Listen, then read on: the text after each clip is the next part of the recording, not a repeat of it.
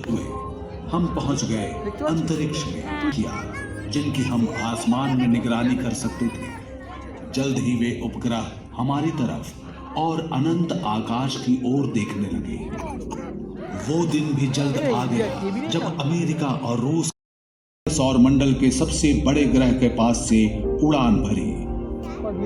अंतरिक्ष यान के कैमरों ने विशालकाय गैस पिंड की तस्वीरें भेजी, जिसका नाम देवताओं के गुरु के नाम पर रखा गया था।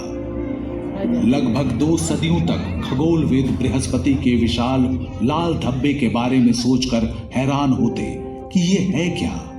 इतने बड़े ग्रह के चेहरे पर यह सिर्फ एक छोटा दाग लग रहा था, लेकिन वो स्थान पृथ्वी था। क्या ये एक विशाल पठार था, भिन्न ग्रहियों की कोई रचना, या उनका संकेत? वॉयेजर 1 और 2 ने पहेली को सुलझाने में मदद की। द ग्रेट रेड स्पॉट एक विशालकाय तूफान है। ये सौर मंडल में अब तक की सबसे बड़ी वायुमंडलीय हलचल है जो सदियों से हो रही है। वॉयेजर द्वारा बृहस्पति संभव होता है।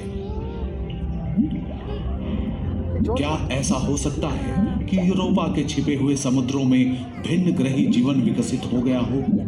शायद हम कभी यूरोपा के बर्फीले पानी में ज्ञानवान जीवन नहीं पाएंगे, लेकिन एक छोटा सूक्ष्म जीव भी वैज्ञानिक अंतर्दृष्टि में क्रांति लाएगा।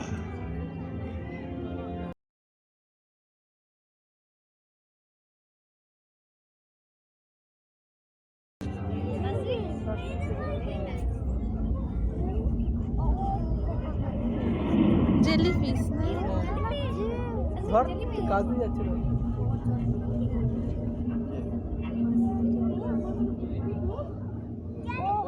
वॉयेजर की यात्रा भी बाहरी ग्रहों की सीधी रेखा में होने की दुर्लभ स्थिति, जिससे वॉयेजर्स की आगे की यात्रा सार्थक हो प्रेरित किया।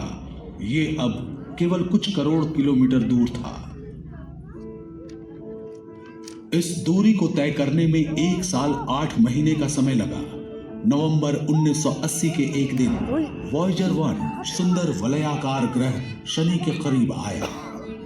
उस यात्रा का हर दिन नई अंतर्दृष्टि लेकर आया। नजदीक से अब वैज्ञानिक देख सकते थे कि शनि के चारों ओर के विशालकाय वलय वास्तव में हजारों छोटे छल्ले थे। चमकते हुए सुंदर छल्ले ज्यादातर पानी से बने थे।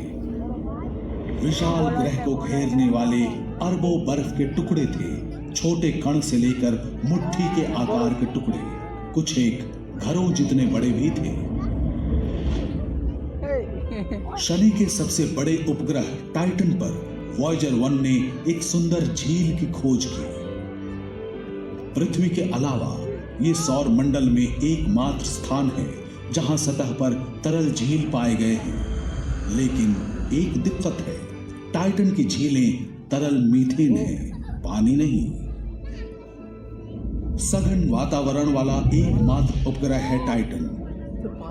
इतना सघन कि टाइटन पर दोपहर हमें सांझ के समान लगेगी।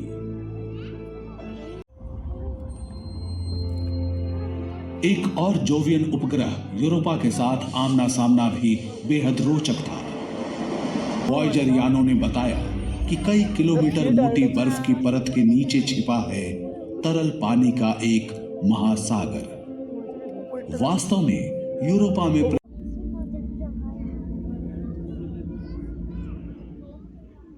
ग्रह नेपच्यून के घूमने की विपरीत दिशा में परिक्रमा करता है।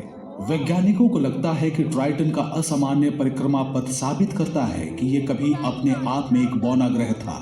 वे मानते हैं कि लाखों साल पहले यह भटक कर नेपच्यून के पास आए। यहाँ के पहाड़ धरती के पहाड़ों से भी ऊंचे हैं। जो निष्प्राण लगता था वो आयो अपने सैकड़ों पर ही सक्रिय ज्वालामुखी हैं। उनका मानना था कि अन्य किसी ग्रह और उपग्रह पर भूकंप नहीं होते, लेकिन वॉयेजर ने आयो की जमी हुई सतह पर ज्वालामुखी को पिघला हुआ लावा उगलते हुए साफ देखा। आयो के कुछ लावा प्रवाहों की लंबाई 500 किलोमीटर तक की थी। शानदार दृश्य था वो। लावा और काले ज्वालामुखीय राख का चमकीला सम्मिश्रण। लाल, नारंगी, पीला, मरून, सतह पर